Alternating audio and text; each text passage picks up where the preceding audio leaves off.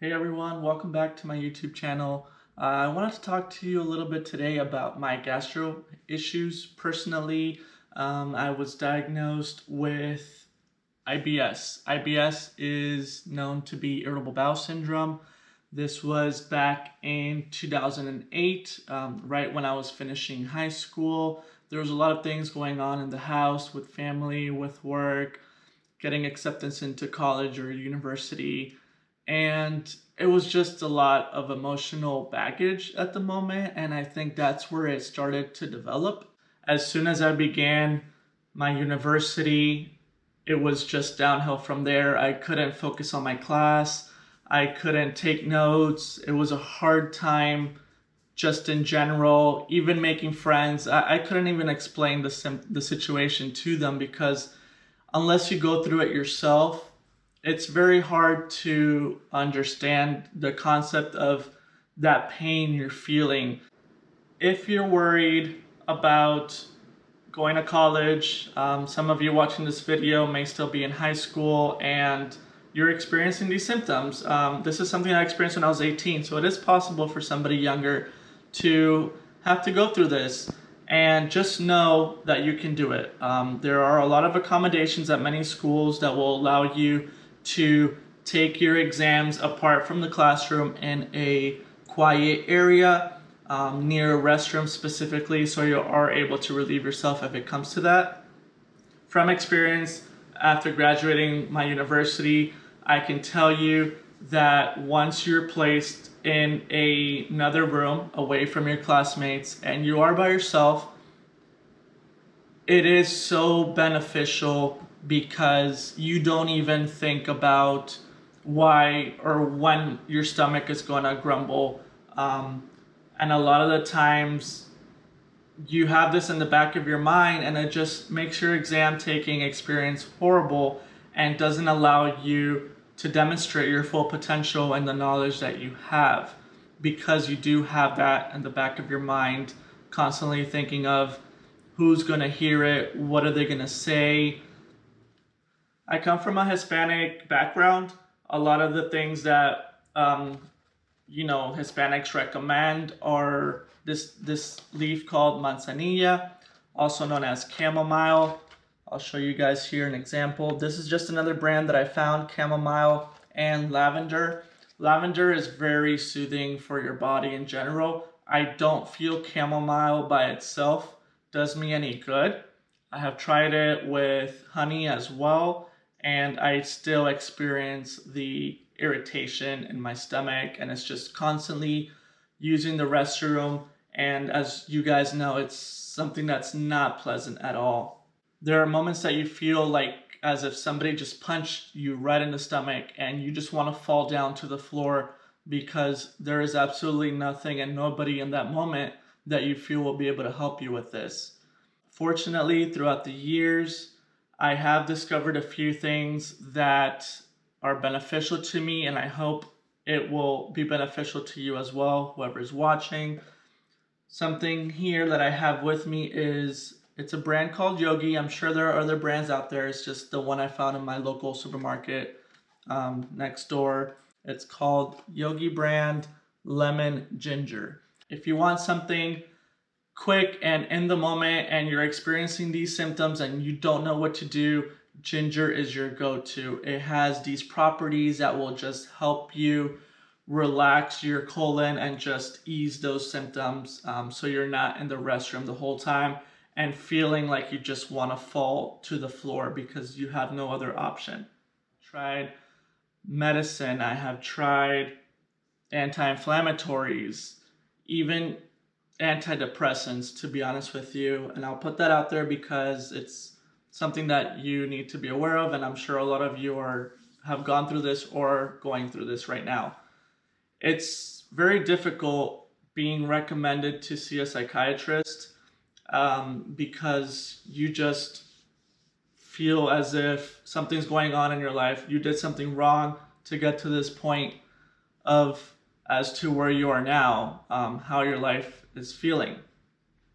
So pretty much irritable bowel syndrome turned into a mild colitis. I have had other gastroenterologists diagnosed me with Crohn's disease. They're all pretty bad. They're all really bad, and you don't wish them upon anyone. There is a center in Seattle, Washington, here in the US.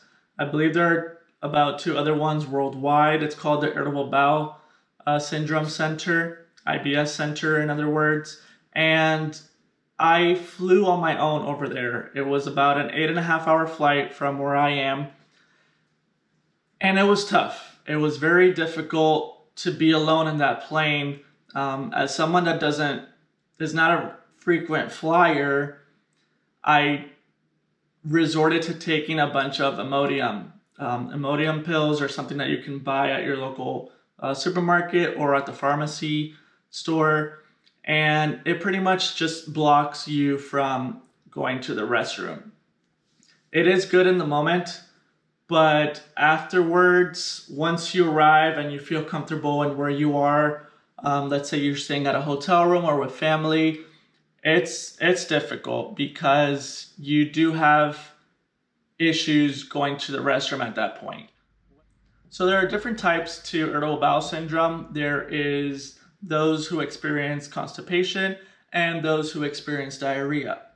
I experience IBSD, which is the diarrhea, and which is the reason why I took the Imodium pills, because it just completely blocked me from using the restroom on that flight. Once I arrived to the IBS treatment center, it was very expensive. Those of you who have been or are looking into it, I would say give it a try, but it is something that's very expensive. So unless you have a couple $100s to just use on that specifically, then I would say go for it. If you don't, then there are other options out there for you. This isn't the only one. It's just something that I explored because I did read that certain celebrities would go there and get treated. Personally, I never got treated for it. I did receive treatment, but I wasn't treated as far as to receiving a cure. This isn't something that you can just cure in a month or two. It's something that you do have to work on, and it's something that you do have to realize that is part of your life. Unfortunate to say, it does control most of your life, but there are ways that you can handle it so it doesn't affect you as much, or you don't feel as down when you're in social outings with your friends. If you're taking a road trip over even an hour away, it could be 3 hours away, 5 hours away. These are just problems and things that you think of in the moment as to, I'm going to be stuck in this car for a certain amount of time. Am I going to feel, to the point that there's going to be a restroom nearby so I can ask my friends or family to stop at any given moment so that I may relieve myself? I know I've tried reaching out to other doctors who practice a little differently in regards to more natural substances and supplements that they provide to you, such as Go-To Cola. In the moment, I felt was working for a few days, and then it just did not. As soon as I felt a flare up in my stomach and just inflammation, I just knew that it wasn't doing me much. So you do have to realize what you eat. I am allergic to lettuce. It's very strange to hear because we're brought up on lettuce being so good to you. And although it is mostly water-based, it does trigger my symptoms. Luckily, you can replace that with something even better, more healthy, such as spinach. Many of you don't like spinach. I personally do not like spinach unless it's possibly dipped in some vinegar or some type of sauce. And that's how I was able to eat it. So the diet I chose to do, I want to say possibly 2 years ago, was the Paleo diet. The Paleo diet includes meat, fish, no grains, just fruits and vegetables, along with any healthy oils and fats. It does include eggs. If you go on Google and you research the Paleo diet, also known as the caveman diet, it does state eggs are part of it. However, I did not eat any eggs because I know that was a trigger in my allergies for my for my symptoms, for my inflammation.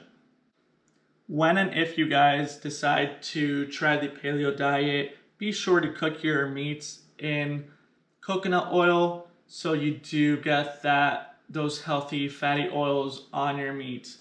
Do not use the common vegetable oil, canola oil. Those are not that great for you, and it might trigger some of your symptoms as well. If many of you do not like cooking, I personally don't. I enjoy eating more than cooking, to be honest. I would recommend PetesPaleo.com. It is a website specifically for those on a paleo diet, and it does come to your home frozen, but it is ridiculously expensive. I only tried it one time. I purchased about 5 containers, so the 5 days of the week, just to try it. The food was exceptional. It was really great, but due to my budget, I could not afford to keep paying for that. So what I did was I went to Whole Foods, who is owned by Amazon, and I just bought organic meats, fresh produce that they sell there. And honestly, the budget was about, the receipt was about $120 a week. So that's about $240 every bi-weekly paycheck that you receive. It is a lot, I'll be honest with you, but it does help manage your symptoms. However, there is a downside to this, and I'll explain to you guys why. As you can see, I'm a pretty thin individual. On the paleo diet, I currently at the moment weigh around 151 pounds. I dropped all the way to 122 pounds. That is something that I didn't weigh since, I believe, middle school. It just didn't sit well with me how I looked physically as opposed to how I was feeling internally. And you do have to see the pros and cons to each thing. I'm not saying the paleo diet will cure you of your symptoms of IBS, Crohn's, or colitis, but they will help manage them in your everyday life. If you are just somebody who wants to look a little thinner, you have a wedding coming up, you need to lose weight, let's say in a 6-week span, you do have the option to choose the paleo diet. I know the keto diet is very common now. I personally have never tried it, but I can tell you from personal experience that the paleo diet works quick.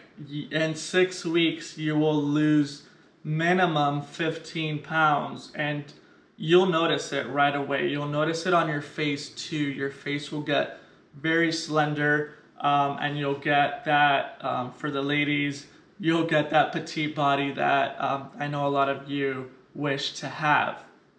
After losing so much weight on the paleo diet, I decided to stop completely. I went back to my Spanish roots of eating rice, beans, meat on a day-to-day basis. It took about another 6 weeks actually to see a notice in my weight gain. And at first I was feeling okay. It was not too bad. I hadn't had any inflammations, but once that 3-month mark hit, I did start experiencing my irritable bowel syndromes once again.